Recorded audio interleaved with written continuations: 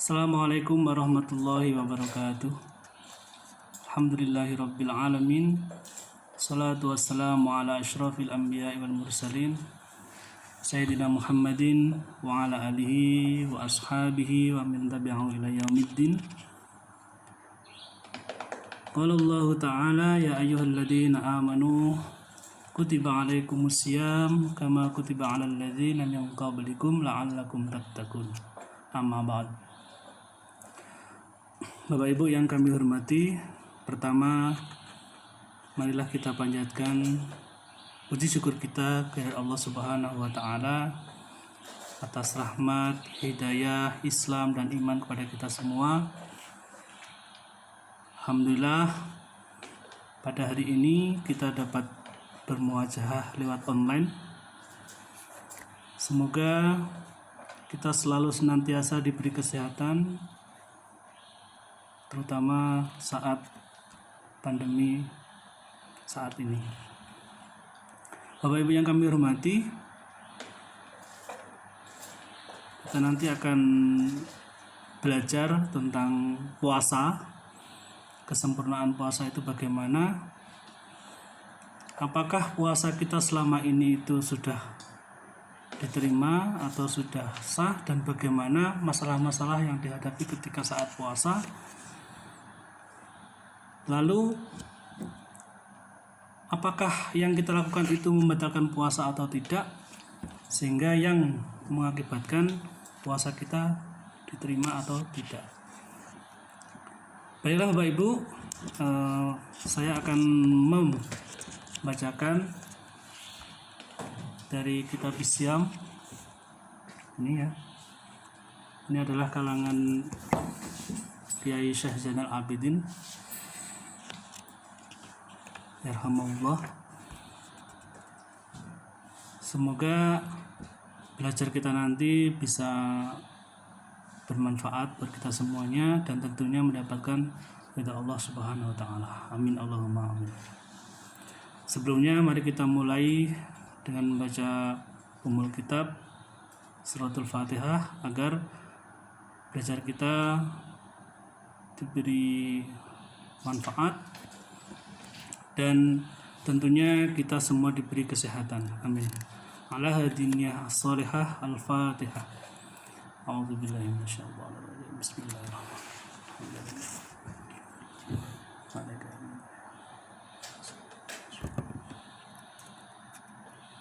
Amin. Terima kasih. Kita mulai dari yang pertama, yaitu syurutus sihhatis shaum. Syarat-syarat sahnya puasa. Yang pertama al-islamu, Islam. Kedua at-tamyiz. Tamyiz itu orang yang bisa membedakan antara baik dan buruk. Yang ketiga an-naqa minal haid wan nifas. Naqa itu bersih dari haid dan nifas. Jadi yang keempat wal yaumu al-qabil shaum. Dilaksanakan puasa itu saat hari diterima puasa. Wa huwa ma'ada yaumil aidaini. Artinya puasa yang tidak boleh itu di saat hari dua Id, yaitu Idul Fitri dan Idul Adha. Wa ayyami tasyrik, dan hari-hari tasyrik. Wa yaumis syak, dan hari syak. Hari syak itu wa huwa yaumus salasin min Sya'ban, yaitu hari 30 hari setelah 30 hari Sya'ban. Maksudnya 15 hari setelah hari Sya'ban itu hari syak. Artinya makruh ketika melaksanakan puasa di saat itu, kecuali memang puasanya dilakukan seperti biasa, mungkin Senin Kemis atau puasa Ramadan dulu untuk mengqadha, tidak masalah. Kita lanjutkan arkanus shaum, rukun-rukun puasa. Yang pertama an-niyatun, niat. Yang kedua tarkul muftirati, meninggalkan hal-hal yang membatalkan puasa. Apa itu? Mubtilatus shaum, hal-hal yang membatalkan puasa. Itu yang pertama wusulu ainin ilal jauf, sampainya barang terhadap rongga lubang. Jadi lubang itu ada batas-batasannya. Hududul manafid. Apa itu batas-batasannya? Al-anfu, hidung. Nah, hidung itu batasannya adalah al-khaysyumu jami'ahu minadh dhahir wa muntaha al-khaysyum minal batin. Artinya dohirnya hidung itu bawah ini, kemudian akhirnya ini adalah batin. Jadi ketika kita menghirup air sampai ke sini, berarti dia sudah batal puasanya. Kemudian yang kedua al-qubul wa dubur, kubul dan dubur. Ma yajibu ghasluhu minhuma fil istinja'i minadh dhahir. Batasannya adalah kubul itu alat kemaluan yang depan, wa dubur itu yang belakang. Jadi batasannya ya apa yang diwajibkan ketika membasuh saat istinja atau buang air kecil, buang air besar. Nah, itu yang dhahir. Jadi ketika air di dhahir itu enggak membatalkan puasa. Kecuali kalau masuk membatalkan puasa. Al-fami yang ketiga mulut, makhrajul ha'i al-mumahlati hadud dhahir. Batasannya adalah ketika kita melafadzkan makhraj ha. Nah, ha di sini ha. Nah, ketika sampai sudah lebih dari ha, makhraj ha itu maksudnya, maka itu sudah batalkan puasanya. Contoh kalau misalkan kita mencicipi masakan, kita makan gitu, tapi tanpa kita telan, kemudian diludah lagi, maka puasanya sah, karena masih dalam dzahir. Kemudian yang membatalkan puasa lagi al-istimna'u bimubasyaratin amdan. Istimna ini adalah semacam keluar air rangsangan ya, keluar air rangsangan. Karena air itu, air dalam kemaluan itu ada madhi, wadi dan mani. Nah, jadi kita terangsang keluar air rangsangan, tapi bimubasyaratin amdan, karena berciuman amdan, dilakukan dengan sengaja. Tentunya ini untuk suami istri. Kalau bukan suami istri ya lain lagi. Yang ketiga al-jima'u amdan wa illam yungzil. Yang membatalkan lagi yang ketiga adalah al-jima'. Jima' itu hubungan intim, amdan dengan sengaja. Tentunya dengan suami istri. Wa illam yang nuzil sekalipun tidak memasukkan alatnya itu, maka itu sudah membatalkan puasa. Yang keempat al-istiqa. Istiqa itu muntah dengan sengaja. Yang kelima al-haidu wa nifas wal wiladah. Yang kelima itu haid, nifas, wiladah. Itu membatalkan puasa. Keenam al-jununu walau lahdzah. Gila. Ya, walau lahdzah, meskipun gilanya itu sekejap, maka itu membatalkan puasa. Ketujuh al-igma'u jami'an nahar. Pingsan di saat siang, karena siang kan wajib puasa. 8 as-sukru jami'an nahar. Mabuk itu juga membatalkan puasa. Tentunya mabuk minuman keras ya, misalkan kita minuman keras mabuk. Tapi kalau berkendaraan mabuk itu bukan mabuk, karena tidak mabuk disengaja, maka enggak membatalkan. Yang kesembilan adalah riddah itu naudzubillah murtad, itu membatalkan puasa. Selanjutnya mubihatul fitri, hal-hal yang diperbolehkan untuk tidak melakukan puasa. Siapa itu? Yang pertama maradun mudirun yubihut tayammum. Orang yang sakit, yang sakitnya itu sangat darurat. Ukurannya yubhit tayammum, ukurannya ketika dia diperbolehkan tayamum, itu ukuran yudir, maka boleh untuk tidak puasa. Yang kedua, safarun bisyurutihi, bepergian dengan syarat-syaratnya. Apa itu syaratnya?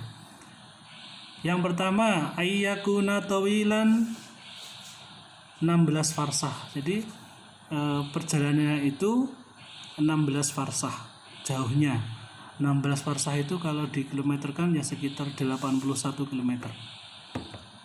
Kemudian yang kedua, ayyabda'a safara lailan, dia memulai perginya waktunya malam hari, itu boleh. Kalau siang hari tidak boleh.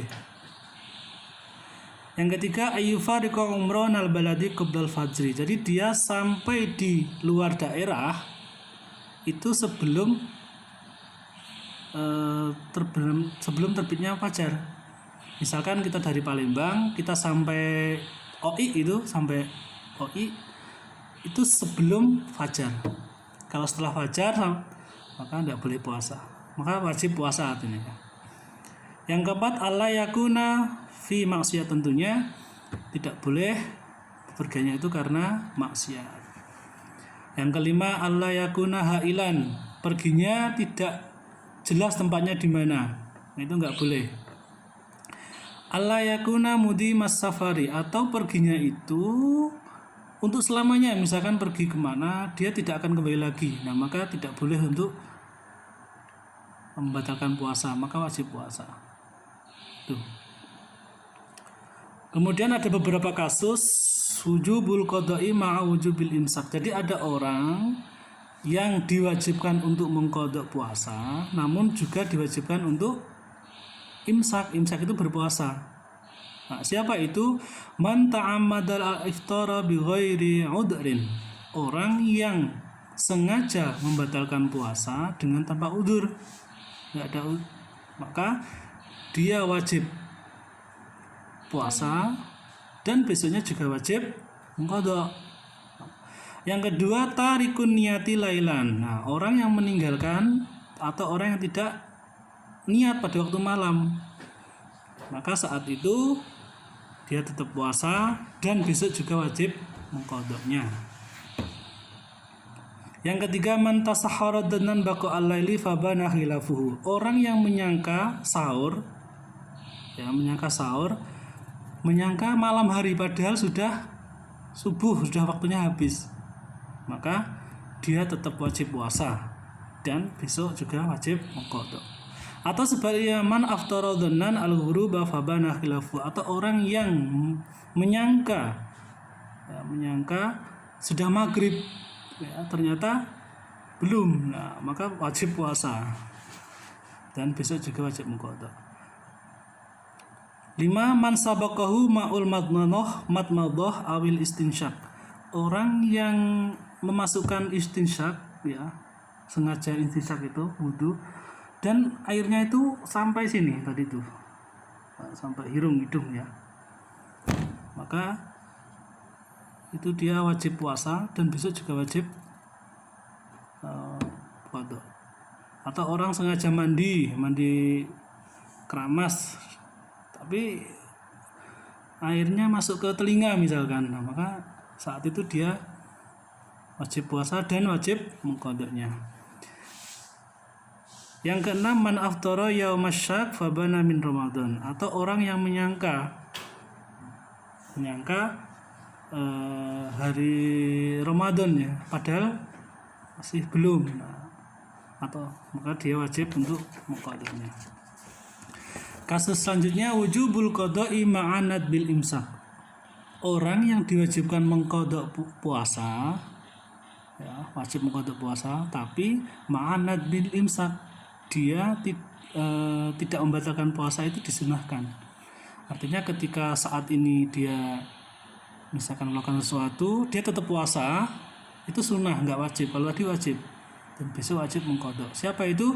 Al-maridu idza syaqqa naharan, orang yang sakit jika sudah sembuh saat siang hari. Misalkan saya sakit tadi itu, siangnya jam 12 itu sembuh, maka saya disunahkan untuk imsak, untuk puasa. puasa, tapi tentunya qadanya wajib. Yang kedua, al-musafiru idza qadima naharon, atau orang yang musafir jika sudah melewati nahar, siang. Yang ketiga, al-haid wan nufas idza tahuruta asna an-nahar, atau orang yang haid atau nifas ketika sudah suci saat siang hari, maka dia puasa saat itu sunnah.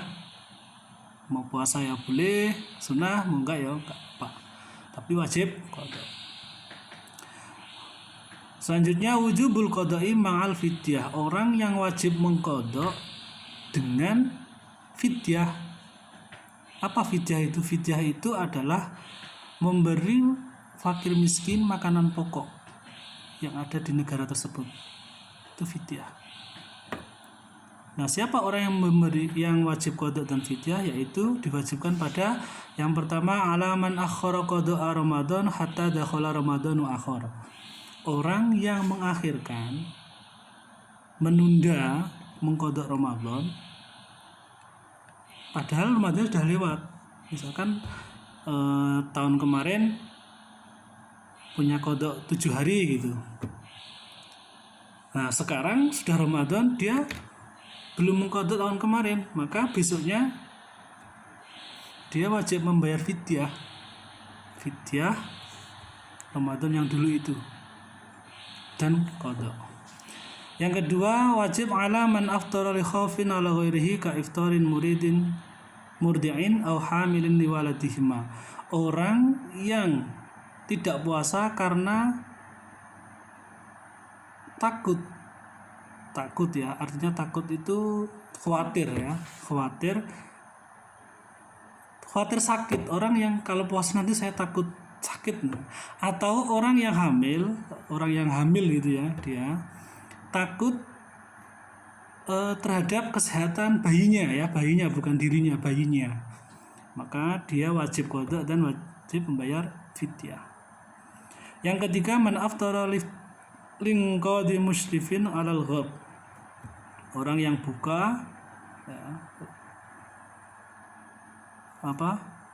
orang yang berbuka ini orang yang merdeka ini ya, budak.